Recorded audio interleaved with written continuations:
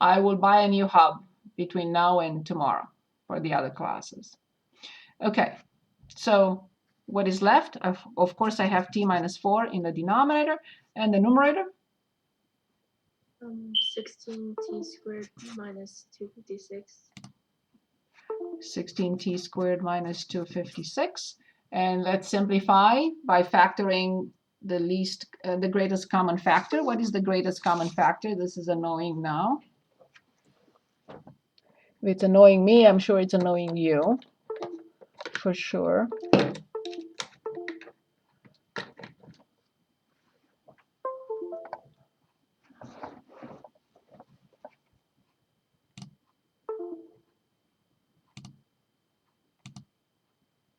I didn't mean to do that.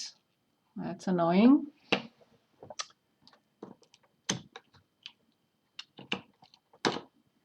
It's the camera that does that. I'm not sure why.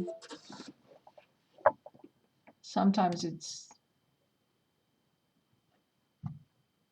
have to wait for it to recognize it.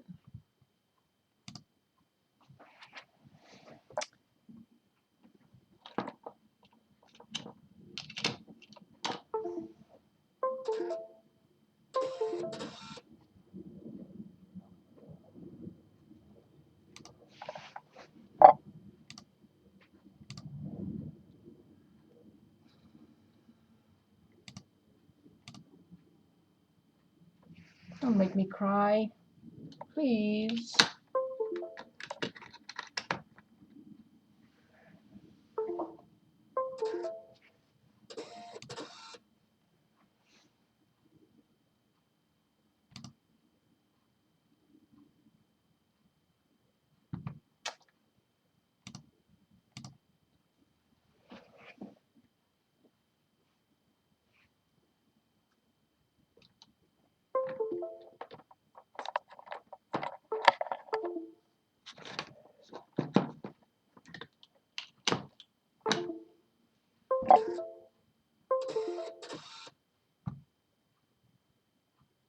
Ah, okay.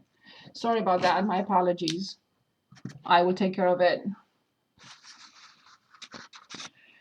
So then negative 16, perfectly. So you had t squared minus 16. Awesome. T minus 4.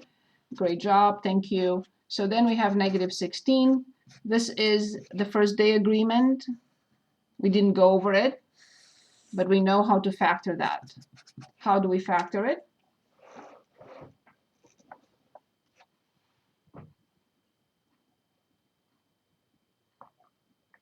T minus 4, T plus 4. Brilliant. Indeed. What do I do next? Obviously. Of course, t cannot be 4. We knew that.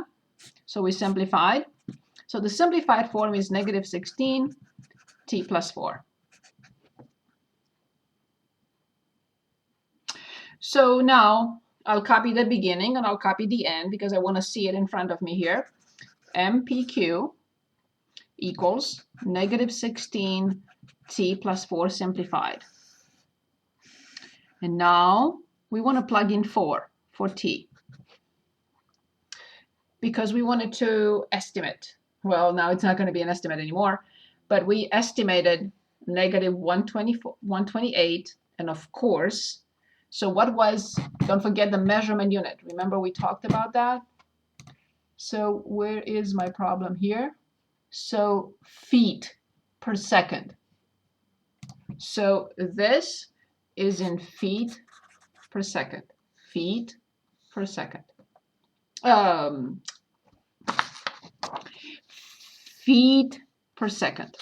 Okay, so now can anyone give us, by plugging in 4 in here, what is the slope of the tangent at P or the instantaneous velocity at P? Same thing.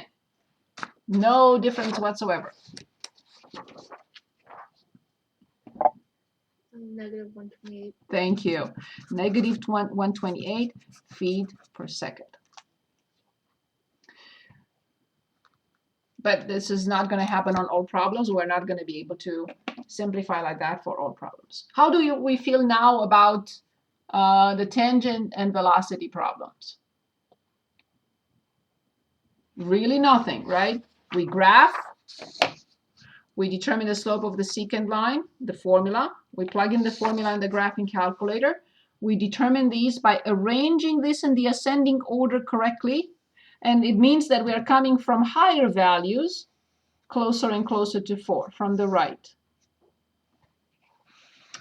So if you don't have any questions, I'd like to move on. Any questions for me? Anything? How do we feel about it now? Okay, thank you then. It's your responsibility to stop me and ask questions, please. So finally, we are going to continue with 2.2 limits, the limit of a function. So the first thing I want to explain is something called operator. So what is an operator? This is an operator. Another operator, natural log. Another operator, power 3. I can go on forever. But I am interested now in what it's called the limit operator. This is what we want to talk about. Before I explain the limit operator, I want to explain one thing. Remember we had this situation with P here. These are our best friends for now. And Q here from last time, X plus a little bit, and F of X plus a little bit. You gave me this last time. And now I would like to ask you a question. So the slope of the tangent line, we know it's the difference quotient, and we already know that as being f of x plus h minus f of x divided by h. So not the tangent, sorry, a PQ.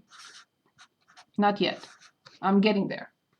So the slope of PQ is the difference quotient, which is f of x plus h minus f of x over h.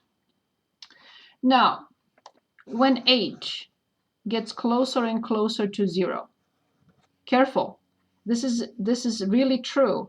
We automatically mean h does not equal 0. So when we say h approaches 0, means q will never be p. So q can get closer, closer, closer, closer, closer to p, but never overlap p. In other words, h cannot be 0. What happens to the slope of the secant line PQ? What does it approach?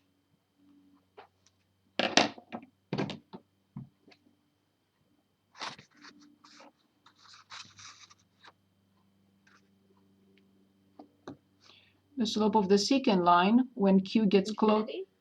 Hold on 1 second. So the slope of the secant line as Q gets closer and closer, closer and closer, closer and closer to P. The slope of the secant line gets closer and closer to the slope of the... That's the instantaneous slope, right? The slope of the tangent line. Yes.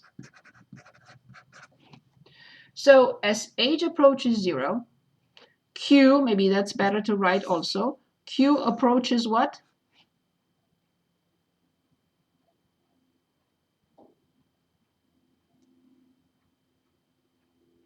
P. Very good. So therefore, the slope of the secant line approaches the slope of the tangent line. Once we understand this concept, now we will write something called the limit operator, because this is not the way we write it. So the limit as h approaches 0, not equal to 0, from the slope of the secant line, that will equal the slope of the tangent line at P. So this is the first exposure we have to the limit operator. Okay, so this is applied to a function. Like this is applied to a function. Like this is applied to a function. Like this is applied to a function. I want you to understand that this operator does something to a function. They're all different operators. They do different things to a function. Okay, so now let's talk about the limit operator and let's look at the function. So I'm going to show a few examples, and then we're going to look in the book. There are plenty of examples there. So here's one example.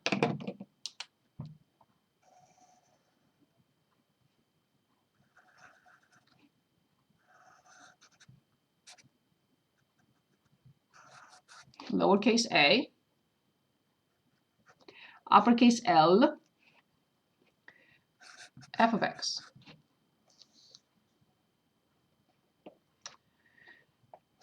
The limit of f of x as x approaches a, since there is no symbol here, it means that approaches from either side, is L. So let's read this together. The limit of the function as x approaches a from either side simultaneously, the limit exists if it is a number. So L must be a number, and not say, I don't know what it is, but I think it's close to. No. If the limit exists, I have to say is a number like 5, 10, -3, -100.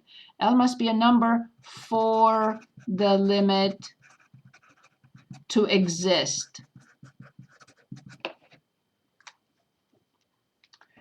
So, as x approaches a from either side, the function values get closer and closer, closer and closer to L. The limit exists because it's a number. Here's another situation. F of x, our a, our L. Can I write that the limit as x approaches a from either side of f of x is L?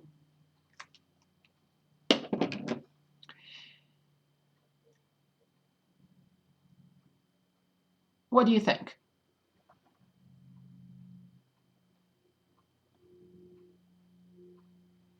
Is it a yes? Is it a no?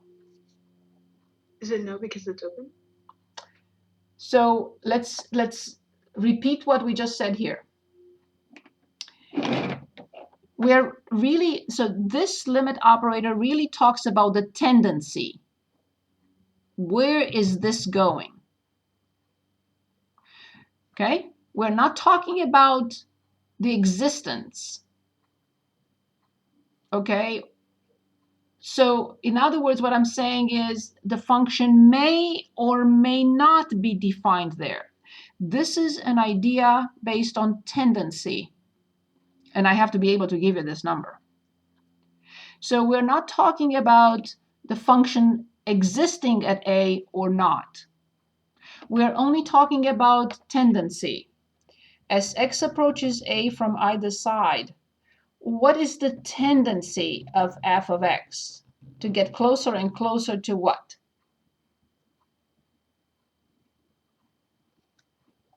L. I don't care if this is full or not. Same thing, concept applies here. As x approaches a from either side, what is the tendency of the function when x does that? Where is f going? L. So both are correct. So again, the limit talks about tendency. It doesn't say, does it attain that value? No, it doesn't say that. It says, what is the tendency of the function when x approaches a from either side? The tendency is to get closer and closer to L. If it reaches L or not, we don't care. Now, here's another example. Any questions so far? Any questions? So here's another example.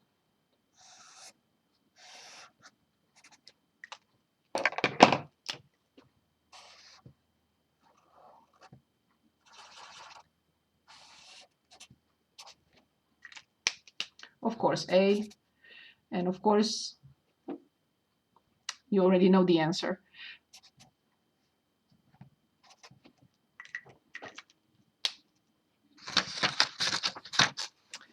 So now, my question is, can I write limit? Of course, this is the function. As x approaches a from either side of f of x exists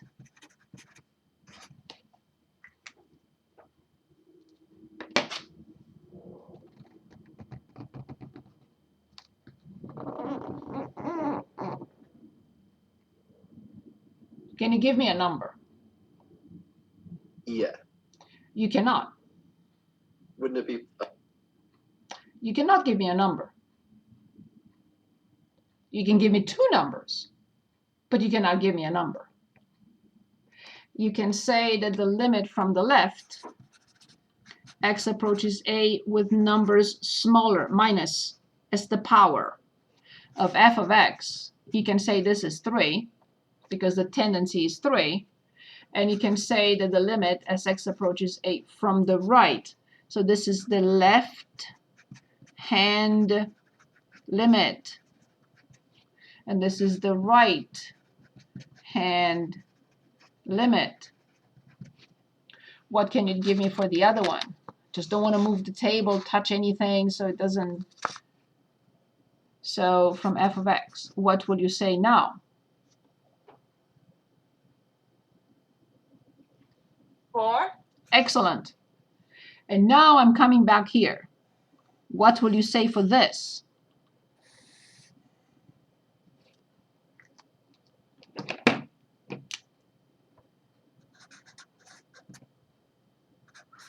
Does not exist.